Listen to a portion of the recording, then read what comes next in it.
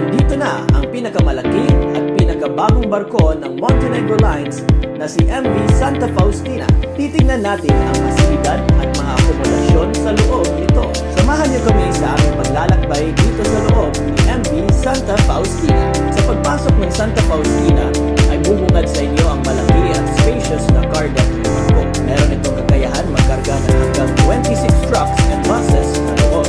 Hindi mahihirapan ang mga PWD at elderly natin dito dahil meron itong elevator papunta sa unang passenger deck. Meron din itong dalawang staircase sa port side at starboard side papunta sa mga pasilidad at akomodasyon ng barko. Tara, punta tayo sa itaas. Sa unang passenger deck ay makikita ang malawak na hallway. Sa huling bahagi ng barko naman ay doon makikita ang mga CR ng barko. Napakasosyal at yayamanin talaga ang loob. Meron itong mirror na may sariling ilaw. Meron na rin bidet, ganong cubicle, at yung urinals ay merong washing area. Tignan naman natin ang mga akomodasyon sa loob ni MV Santa Faustina. Ang barkong ito ay may kapasidad na magkarga ng mahigit na 999 passengers at meron itong 5 types of accommodation. Kung trip mo mag-enjoy sa simoy ng hangin at swak din sa budget, merong economy class. Ito ay isang open-air bunk bed style accommodation. Ito ay nasa pangalawang passenger deck. Ang pamasahe na economy class ay nasa 1,224 pesos. Para naman sa mga pasahero natin na gusto ng accommodation na kasing lamig ng mga relasyon niyo, meron din itong mabuhay class on board. Ito ay isang air-conditioned bunk bed style na accommodation located sa harapang bahagi ng unang passenger deck.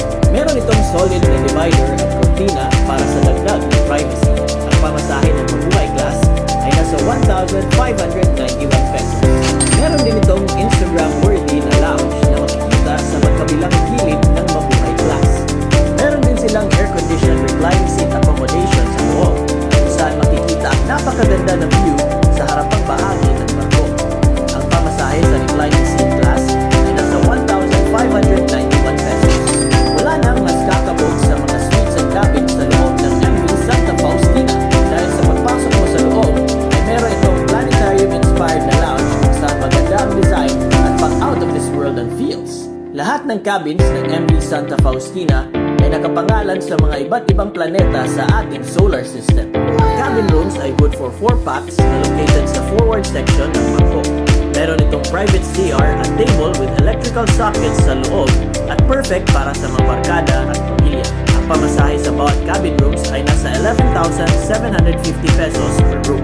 Kung divided by 4 ay nasa 2,950 pesos na lang per bunk. Ang suite rooms naman ay located sa magkabilang gilid ng barko. Ito ay good for 2 packs at meron din itong sariling CR at mga electrical sockets kung saan perfect for couples at maliliit na pamilya na gusto ng comfort at privacy. Ang pamasahe sa bawat suite room ay nasa 7,344 pesos per room.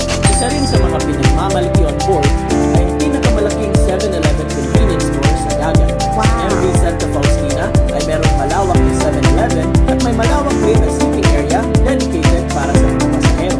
Ma-enjoy nyo na ang mga paborito niyong 7-Eleven snacks and meals on board dito sa barko.